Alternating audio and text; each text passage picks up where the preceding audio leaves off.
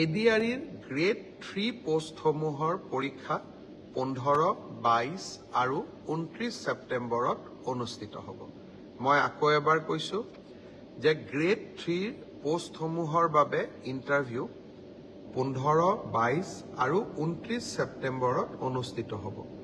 এই পৰীক্ষা এইবাৰ লোকসেৱা আয়োগে পতা পৰীক্ষাৰ আৰ্হিত হ'ব।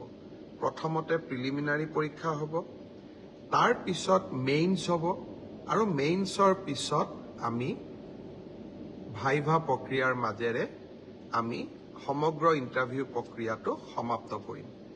প্ৰিলিমছ এক্সাম তৃতীয় শ্ৰেণীৰ পদসমূহৰ বাবে 15, 22 আৰু 29 ছেপ্টেম্বৰত অনুষ্ঠিত হ'ব। আজি আমি জুলাই মাহত আছোঁ। মই আশা কৰিম যে আমাৰ শিক্ষাৰ্থীসকলে, চাকৰি প্ৰাৰ্থীসকলে যাতে পঢ়া শুনা আৰম্ভ কৰে।